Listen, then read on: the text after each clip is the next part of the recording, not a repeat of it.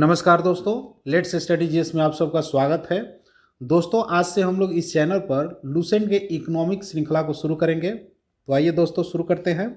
पहला चैप्टर है भारतीय अर्थव्यवस्था, और भारतीय अर्थव्यवस्था में हम लोग देखेंगे अर्थशास्त्र और अर्थव्यवस्था। आइए दोस्तों देख लेते हैं। अर्थशास्त्र मानव की आर्थिक गतिविधियों का अध्ययन करता है।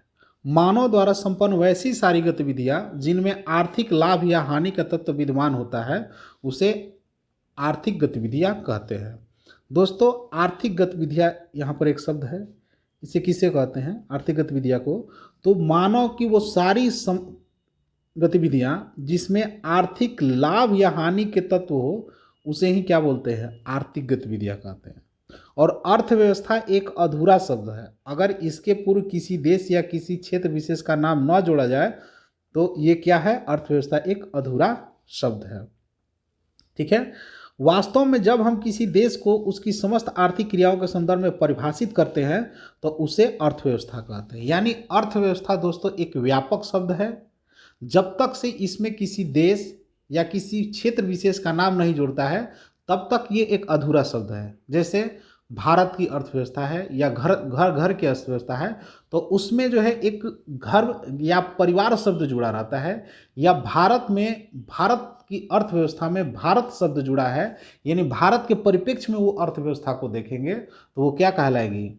भारतीय अर्थव्यवस्था। अगर सिंपल हम अर्थव्यवस्था की बात करेंगे तो सिंपल अर्थव्यवस्था में कोई ये क्या है? एक अपरिभाषित शब्द है जिसका कोई परिभाषा ही नहीं बनता है।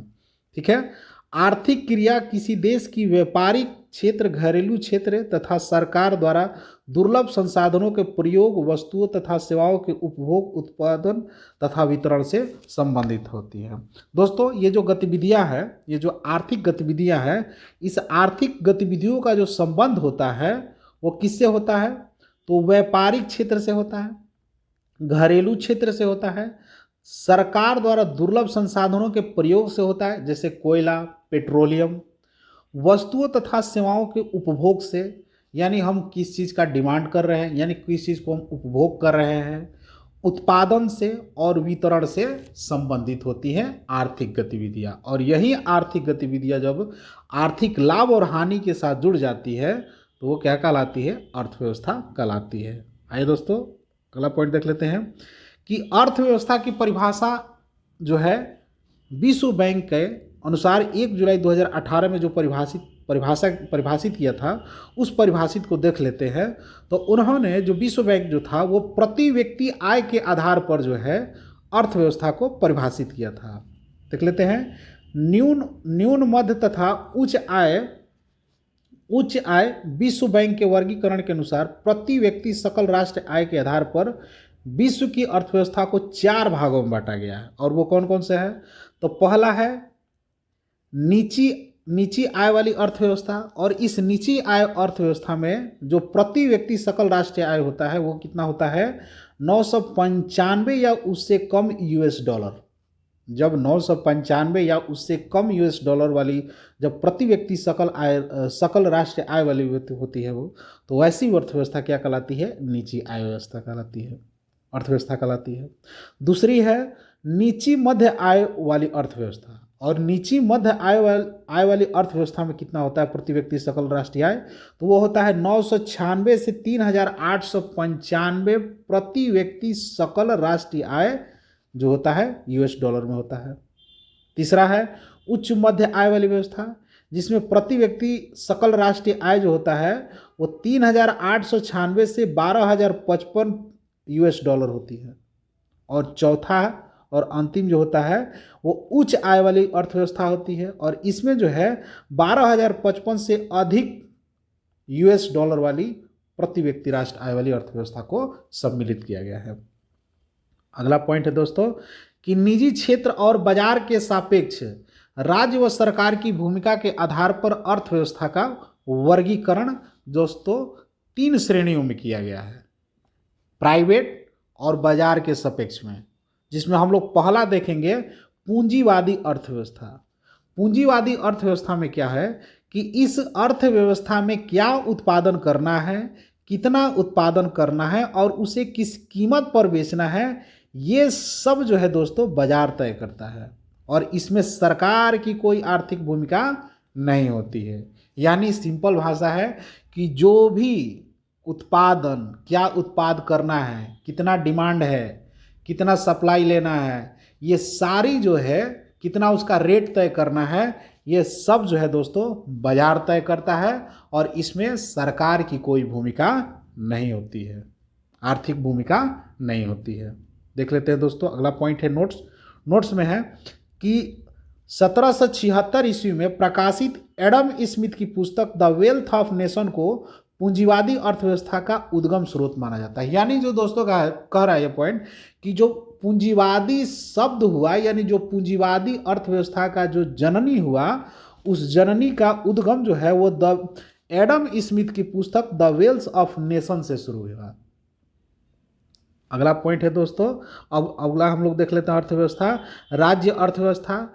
इस अर्थव्यवस्था की उत्पत्ति पूंजीवादी अर्थव्यवस्था की लोकप्रियता के विरुद्ध स्वरूप में हुआ था।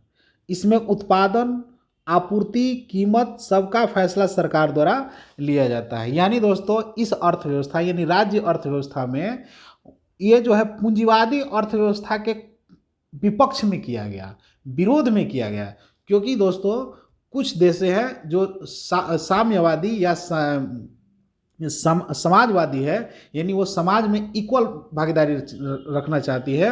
वैसे दोस्तों ने इसके विरोध में एक नई अर्थव्यवस्था को जन्म दिया जिसको कहा गया राज्य अर्थव्यवस्था। और इस अर्थव्यवस्था में जो भी कितना उत्पादन करना है, कितना उसका रेट तय करना है, कितना डिमांड है, कितना सप्लाई देना है, ये सारी जो है ये सरकार तय करती हैं। ठीक है, ऐसी अर्थव्यवस्था को केंद्रीकृत नियोजित अर्थव्यवस्था भी कहते हैं, जो गैर बाजारी अर्थव्यवस्था होती है, यानी बाजार नहीं तय करता है, ये जो है ये सरकार तय करती है। राज्य अर्थव्यवस्था को भी दो अलग अलग शैली में नजर आती है। पहला है सोवियत संघ की अर्थव्यवस्था, जो समाजवादी अर्थव्यवस्था कहते हैं, जबकि 1985 से पहले चीन की अर्थव्यवस्था को साम्यवादी अर्थव्यवस्था कहते हैं। दोस्तों समाजवादी अर्थव्यवस्था में उत्पादन के साधन पर सामूहिक नियंत्रण की बात शामिल होती है। यानी समाजवादी अर्थव्यवस्था में दोस्तों उसमें जो है उत्पादन के संसाधन पर सामूहिक नियंत्रण की बात कही जाती है और अर्थव्यवस्था को चलाने में सरकार की बड़ी भूमिका होती है। जबकि साम्यवादी अर्थव्यवस्था में सभी संपत्तियों पर सरकार का नियंत्रण होता है और श्रम संसाधन भी सरकार के अधीन होता है। यानी दोनों संसाधन, श्रम संसाधन और संपत्ति दोनों का जो है वो सरकार के अधीन होता है। किसमें दोस्तों? तो चीन की साम्यवादी अर्थव्यवस्था में, जो कि 1985 से पहले थी।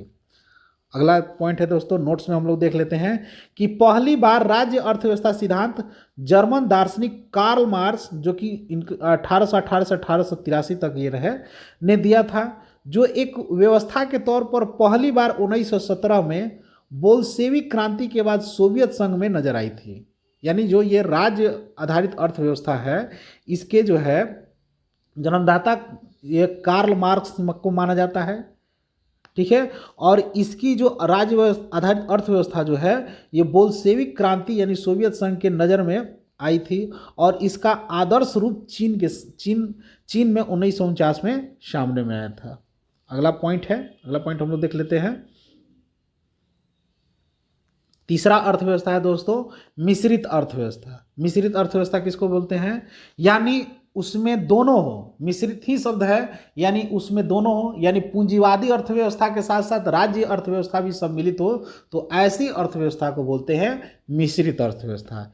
इसमें कुछ लक्षण राज्य अर्थव्यवस्था के मौजूद होते हैं तो कुछ लक्षण पूंजीवादी अर्थव्यवस्था के मौजूद है। यानी सरकारी व निजी क्षेत्र के सह अस्तित्व होते हैं, यानी ये दोनों का एक दूसरे का क्या होता है, एक तरह से दोनों का मिला जुला स्वरूप होता है। द्वितीय विश्व युद्ध के बाद समाप्ति के बाद उपनिवेशवाद के चंगुल से निकले दुनिया के कई देशों ने मिश्रित अर्थव्यवस्था को अपनाया। दोस्तों जो भी देश गुलामी के बीड़ियों से निकले यानी उपनिवेशवाद के जो पहले शिकार थे और उपनिवेशवाद के शिकार से बाहर निकले, तो जो उन्होंने देखा दोनों अर्थव्यवस्था को, चूंकि उन्होंने देख लिखा था पूंजीवादी अर्थव्यवस्था में सब कुछ बाजार तय कर रही है, यानी एक अलग वर्ग विकसित हो रहा है, जबकि समाजवादी अर्थव्यवस्था भी है, वो भी बढ़िया से काम नहीं कर रहे थे। तो ऐसे में इन दोनों ने अपने देश को आगे बढ़ाने के लिए मिश्रित अर्थव्यवस्था, यानी पूंजीपति व्यक्ति भी चाहिए और सरकारी नियंत्रण भी चाहिए, दोनों का कोलैबोरेशन जो है इन्होंने अपनाया, जो मिश्रित अर्थव्यवस्था के रूप में देखे गए। इसमें से भारत है, मलेशिया एवं इंडोनेशिया जैसे देशों ने मिश्रित अर्थव्यवस्था अपनाई उपनिवेशवाद के बाद। अगला पॉइंट है दोस्तों, नोट्स में है कि केन्स ने सुझाव दिया था कि पूंजीवादी अर्थव्यवस्था को समाजवादी अर्थव्यवस्था की ओर कुछ कदम बढ़ाना चाहिए, जबकि प्रोफेसर लॉज ने समाजवादी अर्थव्यवस्था को पूंजीवादी अर्थव्यवस्था की ओर कदम बढ़ाना चाहिए। तो दोस्तों दो लोग का नाम है, एक है केन्स और दूसरे है प्रोफेसर लॉज। केन्स का मानना है कि जो पूंजीवादी अर्थव्यवस्था है उसे थोड़ा सा अपने पूंजीवादी अर्थव्यवस्था से समाजवादी अर्थव्यवस्था की तरफ जाना चाहिए, झुकना चाहिए। और प्रोफेसर लॉन्ज कहते हैं कि समाजवादी अर्थव्यवस्था जो है उसको थोड़ा सा जो है प्राइवेटाइजेशन यानी पूंजीवादी अर्थव्यवस्था की तरफ झुकना चाहिए, जिससे क्या हो, एक व्यापक सफलता मिले। अगला है दोस्तों, अगला पॉइंट है कि बंद अर्थव्यवस्था वह अर्थव्यवस्था है जिसमें न तो निर्यात और न ही आयात होती है, यानी ऐसी अर्थव्यवस्था का जो विश्व से कोई संबंध नहीं होता है वो क्या कहलाती है, बंद अर्थव्यवस्था कहलाती है। दोस्तों ओपन अर्थव्यवस्था यानी खुली हुई और एक बंद।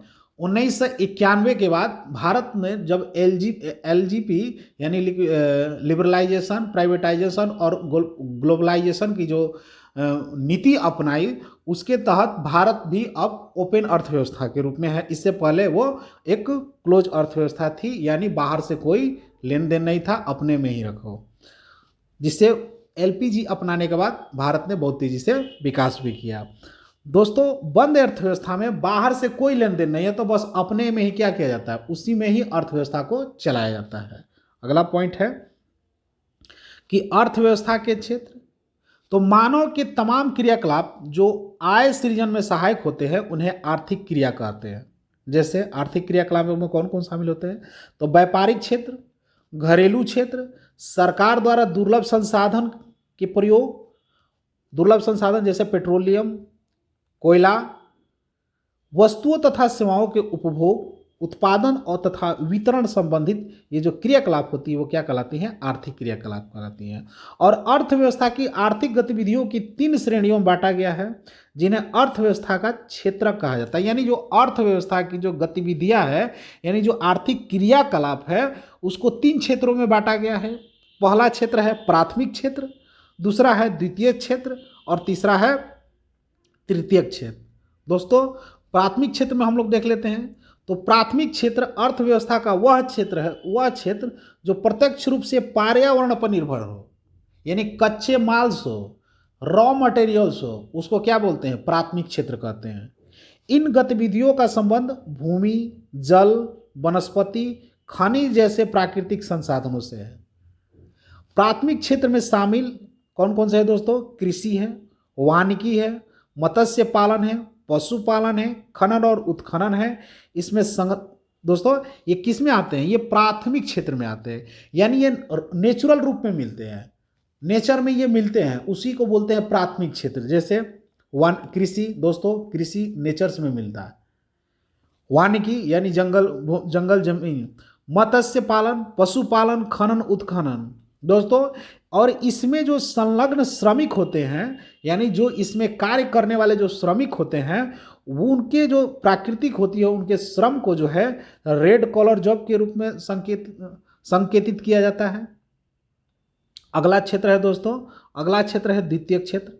द्वितीय क्षेत्र अर्थव्यवस्था का वह क्षेत्र जो प्राथमिक क्षेत्र के उत्पादों को अपनी गतिविधियों में कच्चे माल की तरह उपयोग करता है, वो क्या कहलाते हैं, द्वितीय क्षेत्र कहलाते हैं। जैसे दोस्तों गेहूं है, प्राकृतिक में मिली, उसके बाद हम उसको एज ए रॉ मटेरियल्स के रूप में काम करते हैं और उससे हम अलग अलग डिफरेंट टाइप के मटेरियल्स तैयार करते हैं, जैसे ब्रेड बनाना, तो जो ये ब्रेड बना ये क्या कहलाया दोस्तों, ब्रेड बनाने की जो प्रक्रिया हुई वो क्या कहलाएगी, द्वितीयक क्षेत्र कहलाएगी। जबकि गेहूं क्या कहलाएगा, प्राथमिक क्षेत्र कहलाएगा। ठीक है, द्वितीयक क्षेत्र में शामिल विनिर्माण है, यानी जो बनाने की वस्तु, जो जैसे खिलौने, ठीक है, ब्रेड से रोटी बनाना, सॉरी गेहूं से रोटी ब्रेड बनाना, ये सब किस में आती हैं, विनिर्माण के क्षेत्र में आती हैं। विद्युत, गैस, जलापूर्ति और अन्य जन उपयोगी जो सेवाएं होती है वो किस में आती हैं, द्वितीय क्षेत्र में आती हैं। निर्माण वास्तव में इस क्षेत्र में विनिर्माण का कार्य होता है, इसी कारण से इसे क्या बोलते हैं, औद्योगिक क्षेत्र भी कहा जाता है। दोस्तों इसमें लगे कुशल श्रमिक को वाइट कॉलर जॉब के अंतर्गत स्थान दिया जाता है। ठीक है, यानी द्वितीय क्षेत्र में जो लोग जॉब करते हैं, जो लोग कार्य करते हैं, वो कुशल श्रमिक जो होते हैं उनको वाइट कॉलर जॉब कहा जाता है। जबकि उत्पादन प्रक्रिया में प्रत्यक्ष रूप से संलग्न श्रमिक को, जो उत्पादन प्रक्रिया में जो श्रमिक उसमें संलग्न होते हैं उनको क्या कहा जाता है, ब्लू कॉलर जॉब उनको कहा जाता है। यानी जो कौशल हो, कुशल हो, यानी पढ़े लिखे हो, वो किस में आते हैं, वाइट कॉलर जॉब में। जो पढ़े लिखे ना हो वो किस में आते हैं, वो श्रमिक जो किस में आते हैं, ब्लू कॉलर जॉब के अंतर्गत आते हैं। अगला है दोस्तों तृतीयक सेवा। तृतीयक क्षेत्र, इस क्षेत्र में विभिन्न प्रकार की सेवाओं का उत्पादन किया जाता है। तृतीयक क्षेत्र यानी सेवा क्षेत्र में शामिल व्यापार है, होटल है, परिवहन है, भंडारण है, संचार है, प्रसारण है, संबाधित सेवाएं हैं, वित्तीय है, अचल संपत्ति, व्यावसायिक सेवाएं, लोक प्रशासन, रक्षा या अन्य सेवाएं। यानी जो सेवा से संबंधित जितनी भी क्षेत्र है, सेवा से संबंधित जितनी भी उत्पाद है वो क्या किस में आते हैं, तृतीय क्षेत्र में आते हैं। और दोस्तों भारत में सबसे ज़्यादा जीडीपी जो आता है यही तृतीय क्षेत्र से आता है। अगला देख लेते हैं कि तृतीय क्षेत्र भारतीय अर्थव्यवस्था के सकल राष्ट्रीय उत्पाद में सबसे अधिक योगदान देता है। अगला पॉइंट है दोस्तों कि भारतीय अर्थव्यवस्था एक अधिकार वाली अर्थव्यवस्था है। कैसी है, अधिकार वाली अर्थव्यवस्था है। अगला पॉइंट देख लेते हैं दोस्तों इसमें कि इसमें दिया है कि भारतीय अर्थव्यवस्था में तीनों क्षेत्रों के योगदान को बताया गया है, जीडीपी में कितना योगदान आता है। तो दोस्तों 1950 से पहले 1950 और 51 की बताई गई है कि 1950 और 51 में जो प्राथमिक क्षेत्र है, प्राथमिक क्षेत्र में जीडीपी का 55% हिस्सेदारी था, जबकि द्वितीय क्षेत्र में मात्र 15% का और सेवा क्षेत्र तृतीय क्षेत्र जो है उसमें 30% का योगदान था जीडीपी में। लेकिन 1950 और 51 के बाद 2019 और 20 में तृतीय क्षेत्र जो है वो बढ़ के 54% हो गया, प्राथमिक क्षेत्र घट के 20% हो गया और द्वितीय क्षेत्र बढ़ के 26% हो गया। यानी जो हमारा कृषि क्षेत्र है उसमें जो है जीडीपी के योगदान में घटता चला गया और जो हमारी सेवा क्षेत्र है यानी बनी बनाई जो वस्तुओं जो सेवाएं देती हैं उसके योगदान में ज़्यादा बढ़ोतरी देखी गई। जबकि द्वितीय क्षेत्र में बढ़ोतरी तो हुई लेकिन तृतीय क्षेत्र के अपेक्षा कम हुई और प्राथमिक क्षेत्र में कमी हुई। अगला पॉइंट है दोस्तों देख लेते हैं कि 2020-21 में क्या है। तो दोस्तों 20-21 में तृतीय क्षेत्र के मुकाबले 2019-20 के मुकाबले तृतीय क्षेत्र में 2020-21 में 55% हुआ, यानी फिर से 1% की इसमें बढ़ोतरी की गई। जबकि द्वितीय क्षेत्र में 2019-20 के मुकाबले में 1% की वृद्धि हुई और वहीं दोस्तों प्राथमिक क्षेत्र में जो कि 2019-20 में 20% था वो घट के 18% हो गई। यानी दोस्तों प्राथमिक क्षेत्र में लगातार वृद्धि हो रही है तो वहीं तृतीय क्षेत्र में कई गुना ज़्यादा वृद्धि हो रही है और द्वितीय क्षेत्र में भी इस बार बढ़ोतरी मतलब पिछले वर्ष की तुलना में देखी गई। अगला पॉइंट है दोस्तों देख लेते हैं। दोस्तों वीडियो अच्छा लगता है तो लाइक और सब्सक्राइब करें, साथ में बेल आइकन बटन को दबा लें ताकि मेरे द्वारा डाली गई कोई भी वीडियो की सूचना आपको आसानी से मिलती रहे। दोस्तों आज हम लोग यहीं तक रहने देते हैं, मिलते हैं अगले वीडियो में, तब तक के लिए जय हिंद।